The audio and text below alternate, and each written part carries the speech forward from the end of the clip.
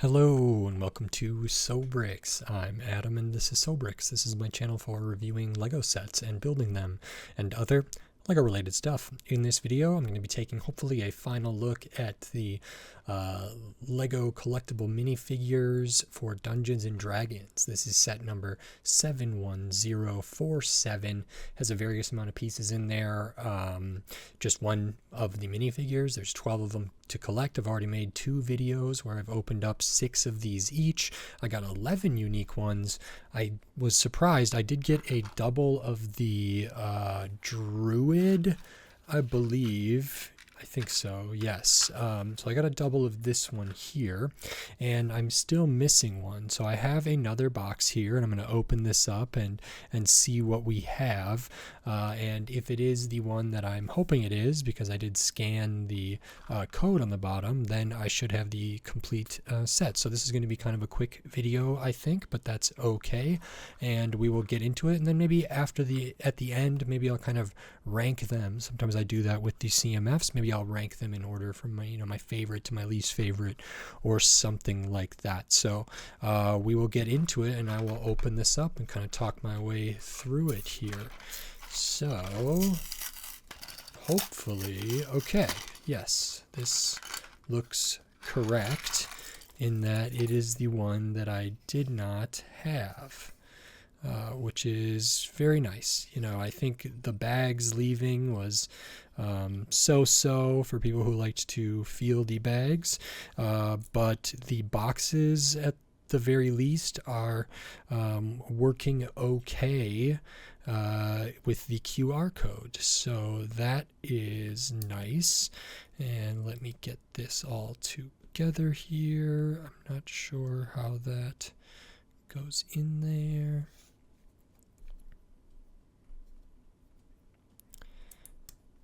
And okay, we are finishing this up. So this one is Tasha the Witch Queen, which is awesome. So very, very cool minifigure here. It is the one I was missing.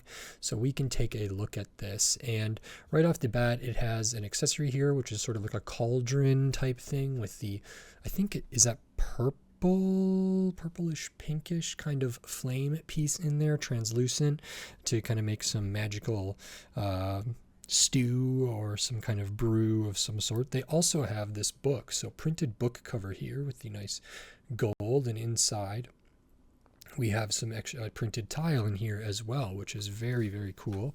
So great to see that. I'm not sure if I'm missing any specific reference here, but this may be in reference to a specific spell or scroll or something there, or some other lore thing.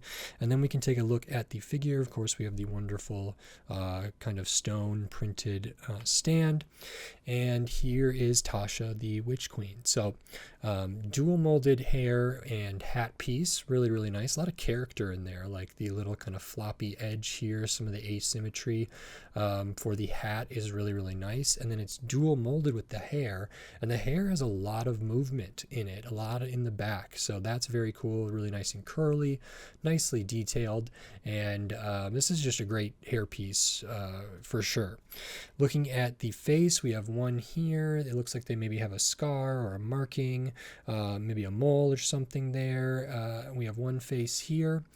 We have an alternate face, which is maybe a witch's laugh or something like that. Now, this is a named character, so it's not one of the ones that comes with, alternate faces. A lot of the other ones came with a more feminine presenting face and a masculine presenting face.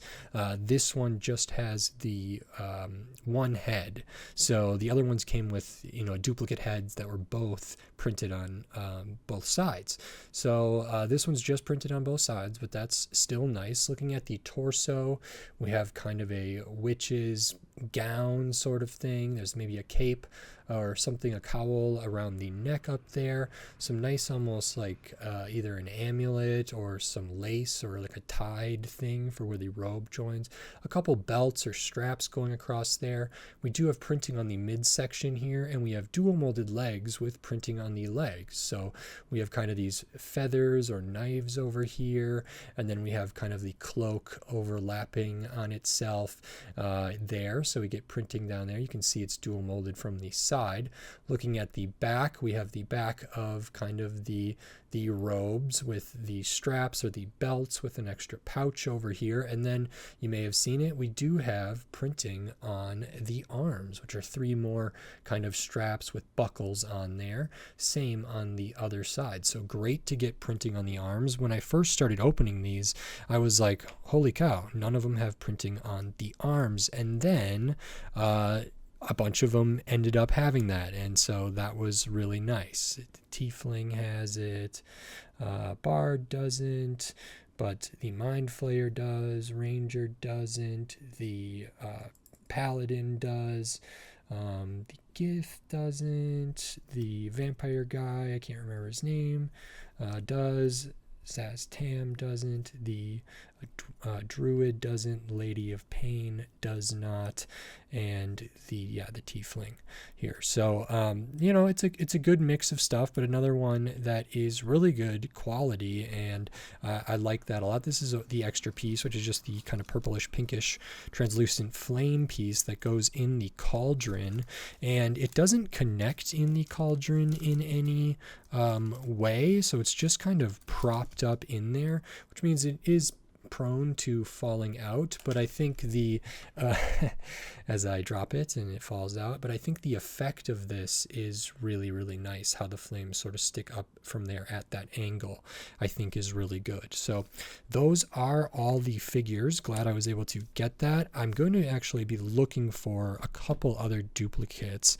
I would really like a duplicate or several of the Paladin, the Dragonborn Paladin, the Mind Flayer, for sure, and maybe the Lady of Pain, and maybe I wouldn't mind just having a duplicate of all of them, but for these in particular, I would like to get, maybe even more than one, more than two. So let me go through here and kind of rank my favorite. I think this one is pretty solidly at the top of my list. Now I have to think a little bit, I feel weird about this because it's kind of basic, but I do really, really like this one.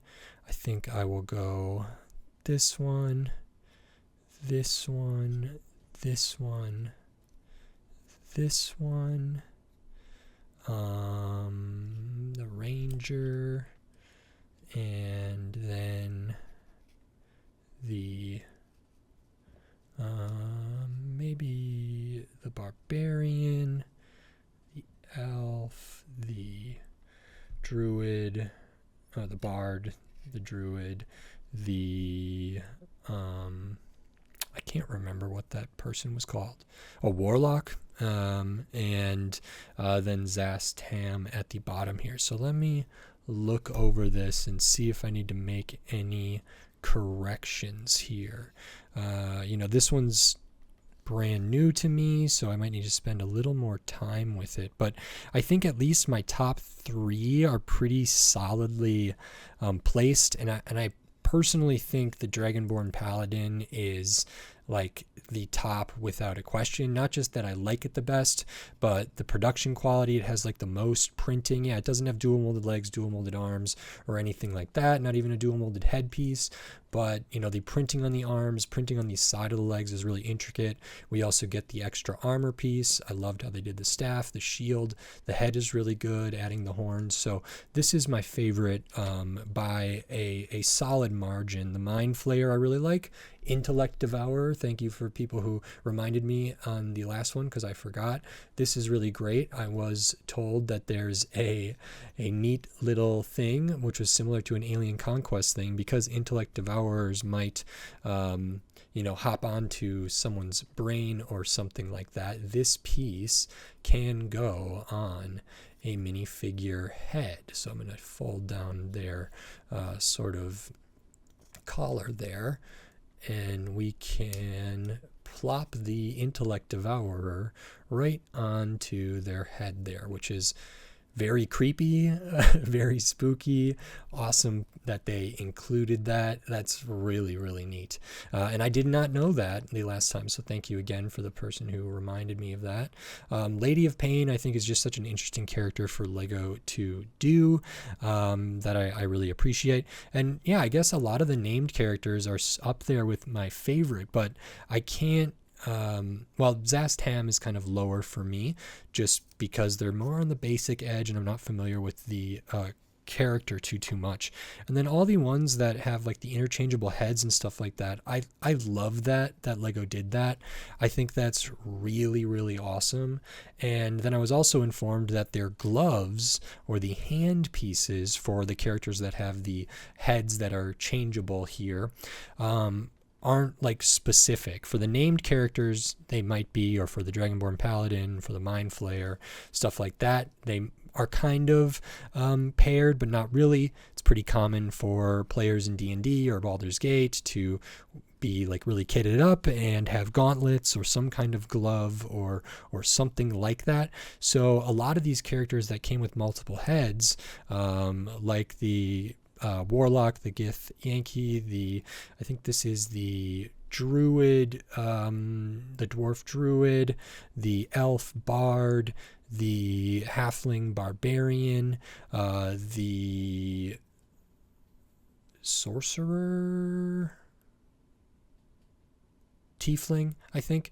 You might notice that their hands are all different. So theoretically, like if you wanted a different, I don't know, type of person, a different type of character, let's say you wanted to have a like a Gith Yankee sorcerer, you could swap over the heads and the hair and earpiece and everything, and they would fit right on here without having to change the hands or anything, because those could just be gloves.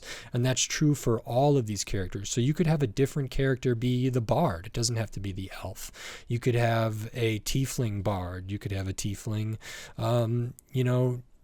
druid or whatever. You could like mix these around, and that's really, really great. I think that's a great idea. It also makes these like even more inclusive than I initially thought, which is fantastic to see, and frankly more representative of Dungeons and Dragons and of Baldur's Gate and the sort of customizability and the specifics you can get to with whatever character you're creating, which I think is captured really, really well here.